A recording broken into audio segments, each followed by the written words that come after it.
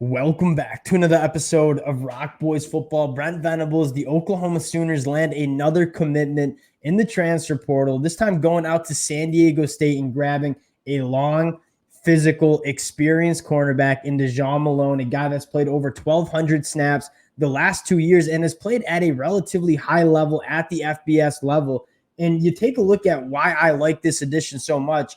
This Oklahoma secondary room is extremely talented. What it might lack is experience, right? You have guys like Gentry Williams, Makari Vickers, Josiah Wagner, who are still getting their feet wet at the college football level. The best way to supplement a talented but inexperienced back end is to bring in a guy that's played a ton of football. That's exactly what Dezjhon Malone has. And you look at the traits, and many of you guys who've listened to me talk cornerbacks, whether it's at the high school level, whether it's in the transfer portal, you know what I value: length, athleticism, and that is exactly what Dezjhon Malone has. He has that physical frame that makes you feel pretty confident about him making that transition to SEC football. Really excited to get into Dezjhon Malone and then talk about a few other top targets for the Oklahoma Sooners emerging in the transfer portal. Before we do, just want to say thank you to you guys and a special shout out to the Oklahoma fans. This has been a program I love talking about. We've been covering the transfer portal the last couple of weeks for the Sooners.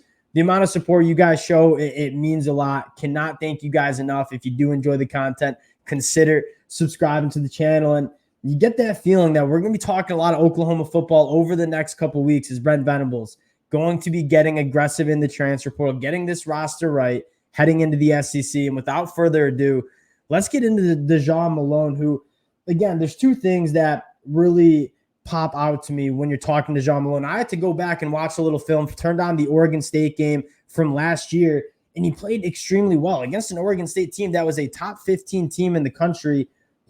Faced 6 targets, only gave up 1 catch. And what you see when you turn on the film for a guy like Dezjhon Malone is, one, the frame just pops out. I mean, he is a big physical cornerback that can kind of do both. He can play up at the line of scrimmage and get physical and put his hands on wide receivers, but is also a really explosive athlete when sitting in zone coverage and breaking on footballs. And I think what you'll like the most is he has all those traits of being a high-end cornerback.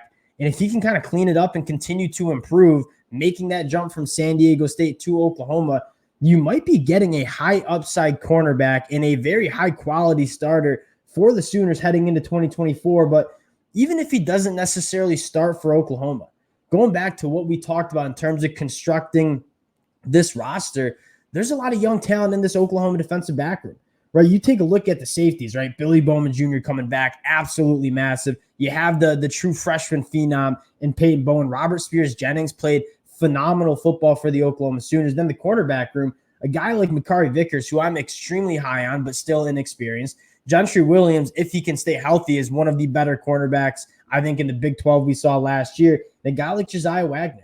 Like, there's a lot of talent in this back end, but I think Oklahoma and Brent Venables was looking at the secondary room and saying, we probably got to get some more experience.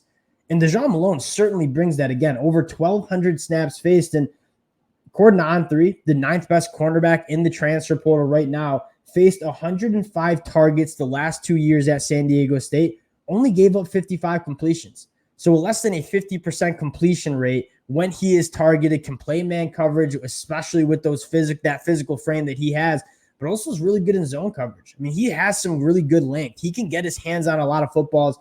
4 interceptions the last 2 years, 12 pass breakups, a guy that has range, gets his hands on footballs. And again, what I love most is, one, he showed that he can do it at a high level against Oregon State. 6 targets, only 1 completion. And again, very, very experienced.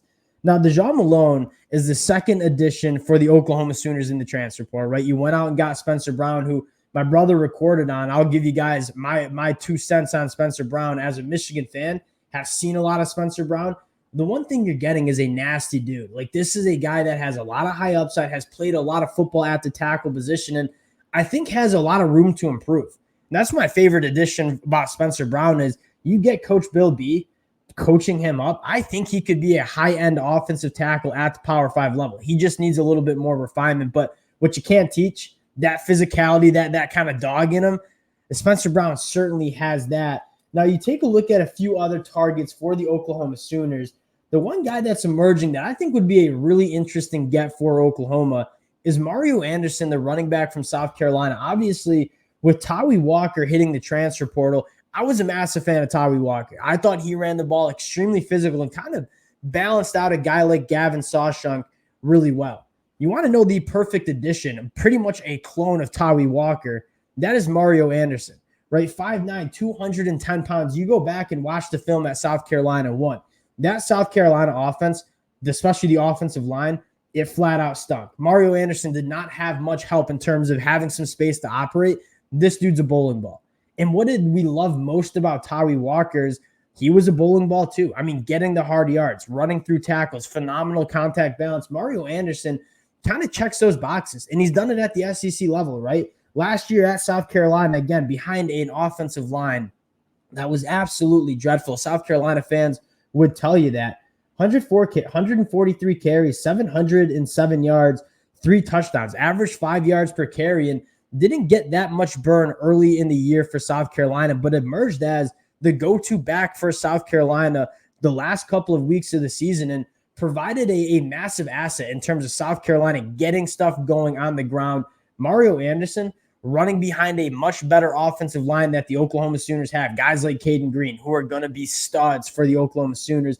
This would make a lot of sense. And if you were to ask me, what's the running back that could replace Tawee Walker the most effective in the transfer portal, I probably would offer Mario Anderson. That's exactly what the Oklahoma Sooners do. They've extended the offer, and we'll see if Mario Anderson winds up in Norman. I think this would be a massive get in terms of balancing out a guy like Gavin Sawchuk.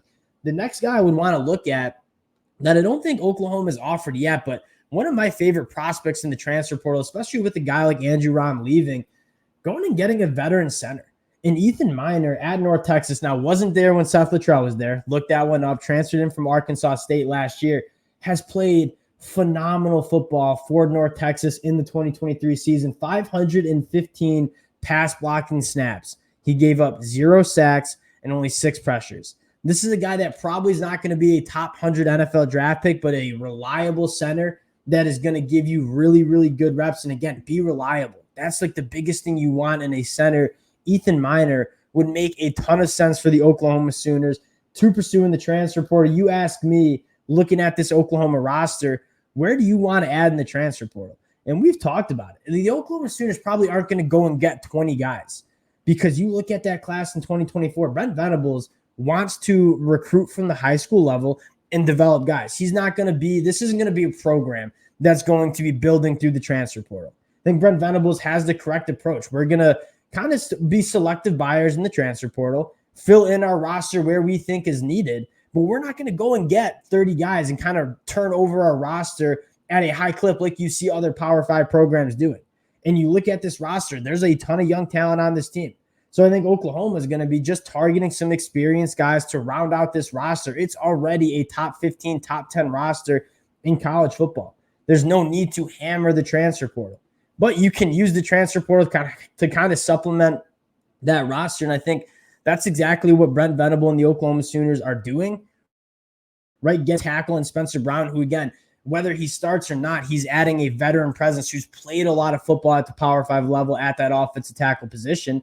And then Dezjhon Malone, a cornerback that's coming into a young secondary room that has played a lot of football and, again, at a high level. So what I think you're going to see is just Oklahoma targeting some veteran guys to fill in this depth chart.